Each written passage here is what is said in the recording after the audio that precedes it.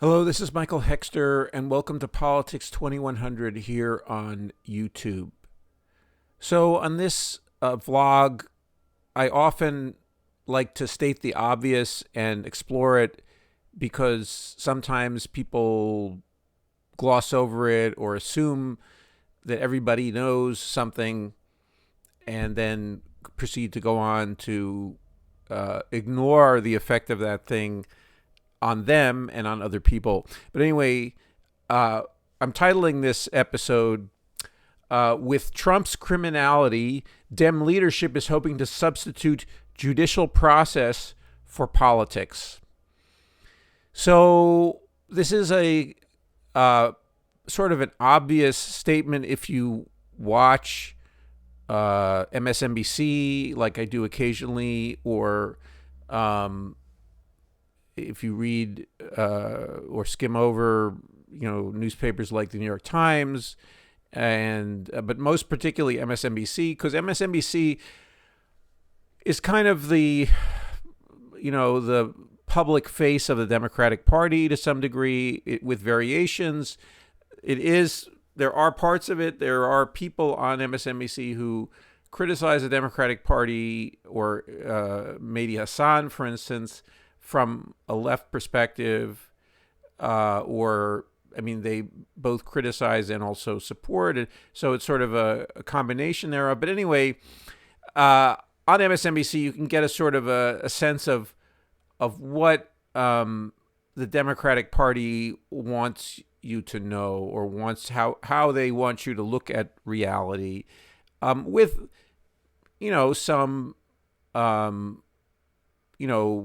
personal touches and research and so forth and so on from some of the very good hosts there. So it is propaganda. There's a fair amount of propaganda on it, but also there's some real reporting, some good commentary, and so forth and so on. So, but if you want to know what the Democratic Party, or how the Democratic Party thinks it's a good idea to at least expose yourself to some MSNBC, or if not the Democratic Party, because it's a diverse party, there are wings to it, so forth and so on. Certainly the centrist dominant wing, more like center-right, is reflected often in the,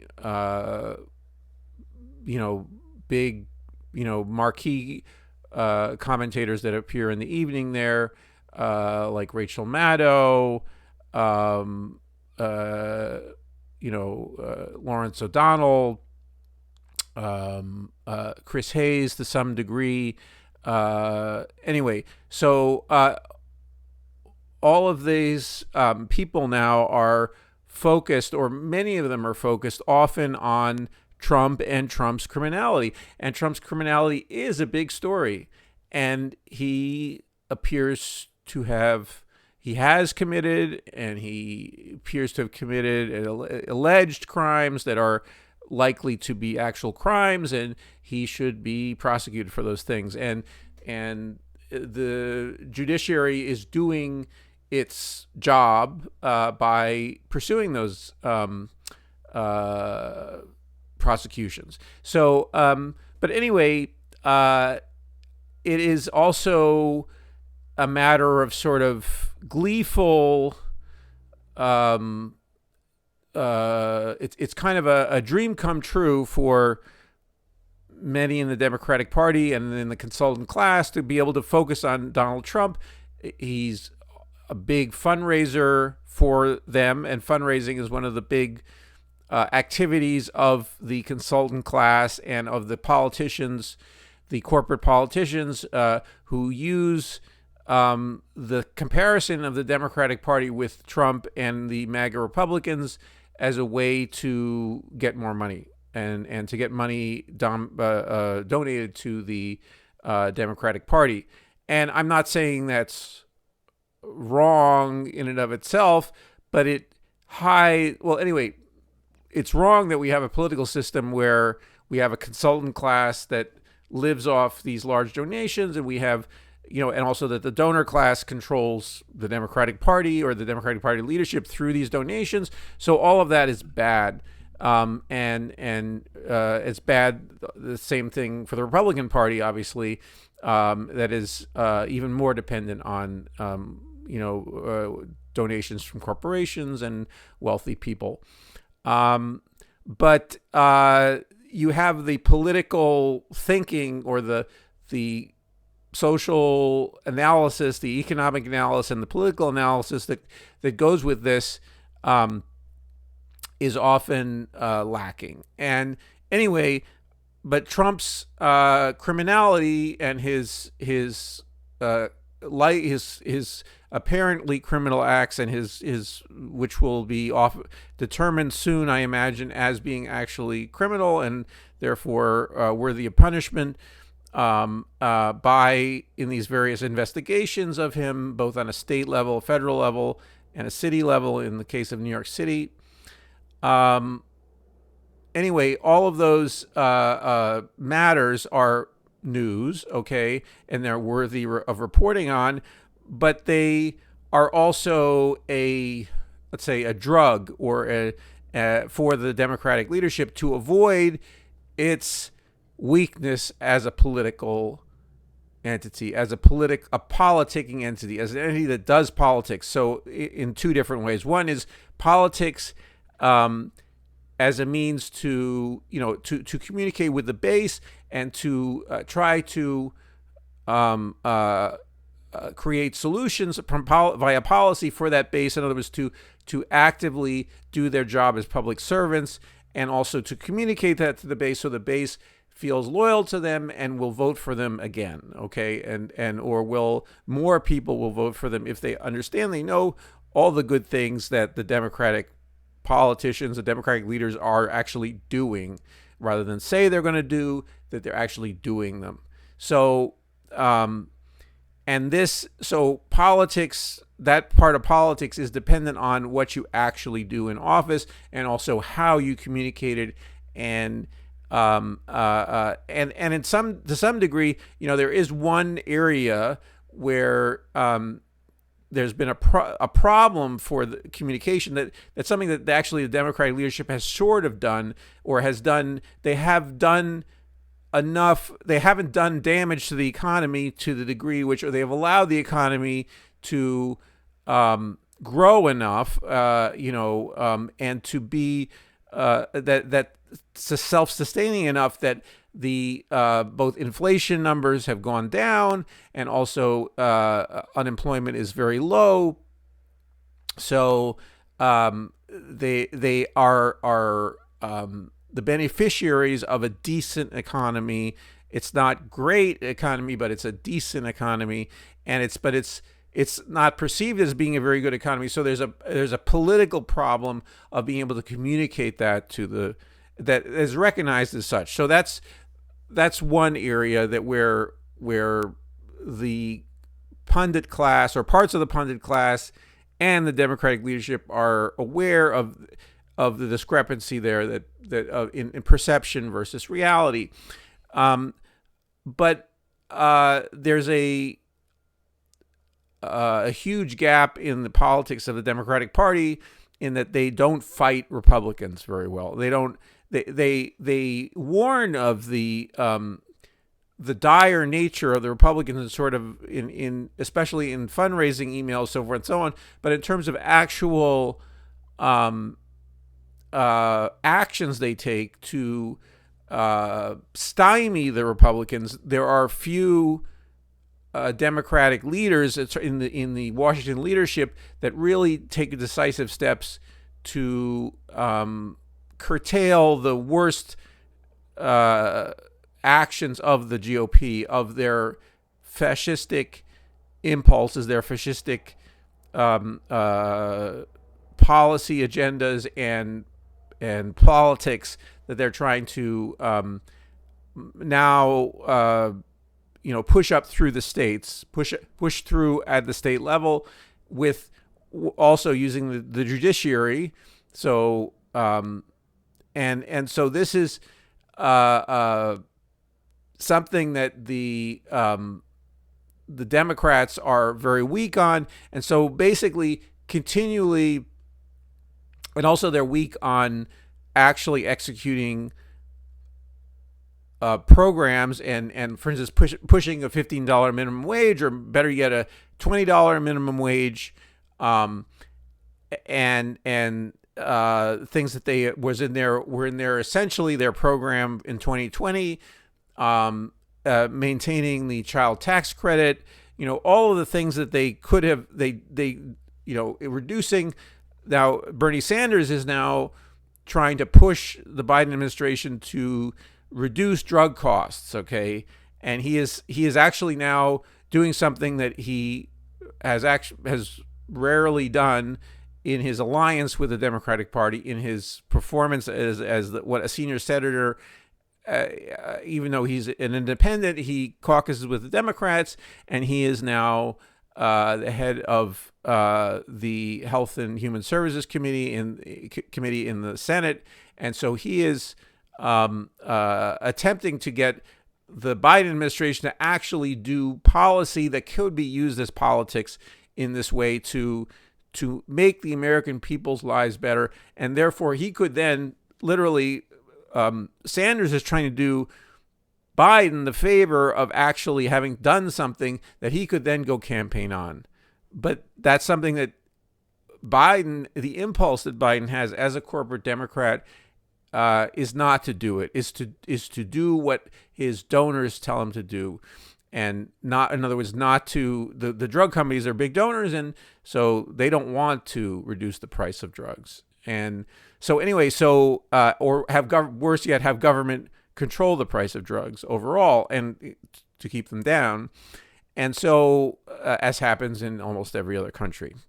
And so this effort by Bernie Sanders, which is late breaking in the last few days, is likely to cause the media and so on to put Bernie Sanders in a negative light as much as possible. Even though what Bernie is trying to do now, Bernie is quite a good politician. He has, in my opinion, some weaknesses, but he's quite a good politician, and he knows how to campaign on the kitchen table issues that the Democrats think of themselves as being good at when they're not so good at, in terms of actually politicking on them, actually delivering on them. So anyway, so the idea of doing policy that will anger mega donors and corporations, and then campaigning on it and making a case for yourself because of that, is something the Democratic leadership doesn't want to do. Okay, so, and that's in almost every direction. Like, for instance, even in relationship to the judiciary. So, so what I said in the title of this is that they're relying on judicial process. In other words, they're hoping to luck out in the prosecution of Donald Trump, that somehow that this will distract people enough and make people think, well, the Democrats are good because they're not Donald Trump, who's a criminal asshole. Okay, and so they're basically saying, well, we're the good guys and they're the bad guys. So and through the process of following the judicial, the proceedings against Donald Trump. And so you have, 40% of the air time on MSNBC occupied with this topic. And so this is an effort to show, well, they think, the people on MSNBC, they think, well, this is our politics in a way, or this is how we're going to get, because Trump is such a criminal, and we're going to expose his criminality, we're going to be, winning elections because of that, okay? And we don't have to do... Now, I'm not saying, if I said it to, like, Lawrence O'Donnell or Chris Hayes in this way, or if I accuse, they would say, well, no, of course we're not, we don't think that way, blah, blah, they're smart people. But there is a way in which this you could say addiction to Trump's criminality, and he's is fascinating in a way to see someone self-destruct like he is seemingly doing, or is it looks like self-destruction what he did with the documents case and other things he's done, in and out of office, so forth and so on. It especially if he's trying to get elected as president again in 2024.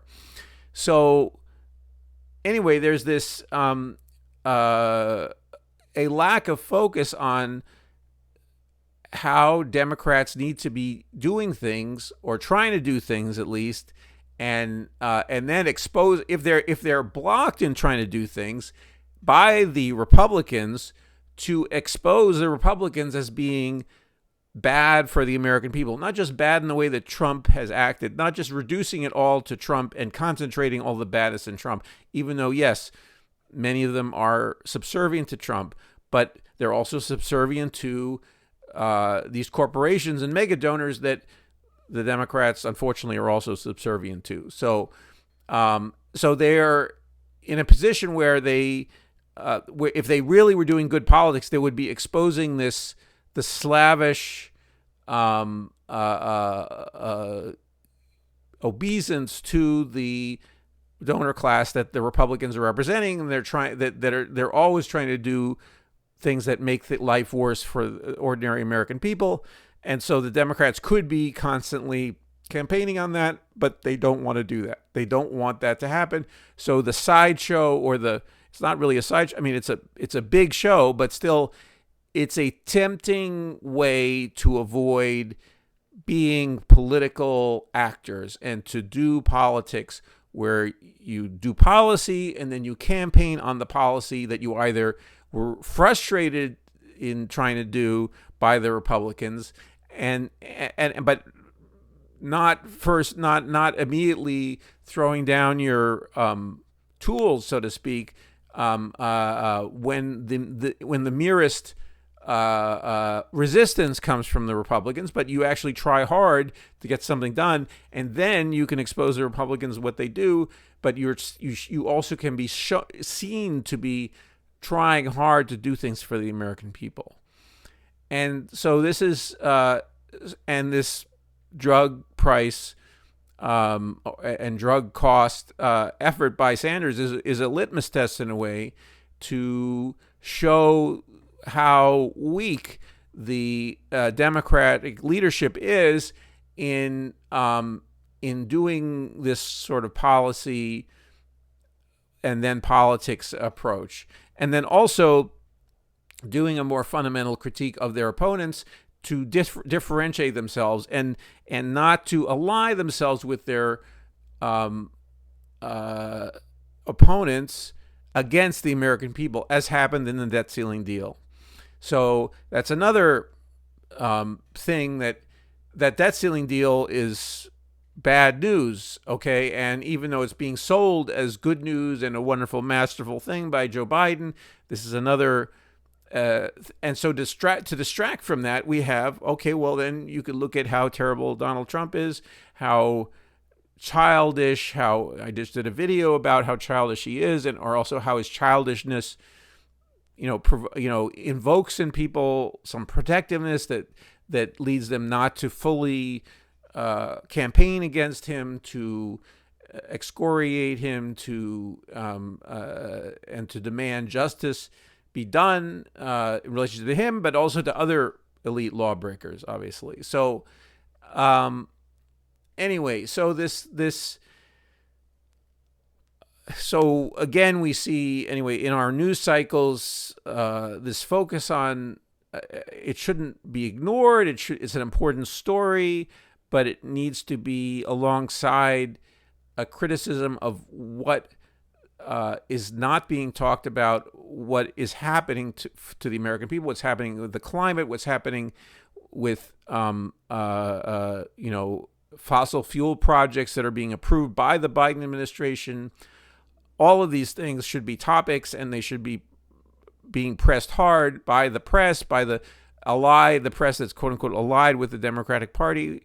Even though it shouldn't be allied with any party, both Fox and and OAN, as was on, as who are propaganda arms of the Republican Party. But anyway, they should be constantly serving the people, the American people, and working for transparency in government, and also for the demands of people for a better life, and so forth and so on, and or for survival. Anyway, so this video is, again, stating the obvious. I'm pointing, so in a way, it's hard to list off how obvious this is, because it's just everywhere in press coverage of what's going on, and also the lack of good critical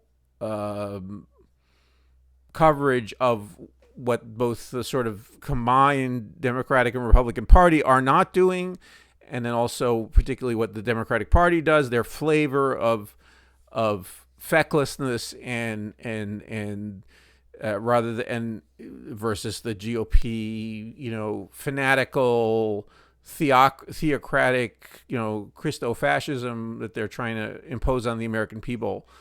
So anyway, that coverage, occasionally very on the margins appears, not in large outlets, so forth and so on. But anyway, or maybe in certain opinion pieces, but not really in front and center.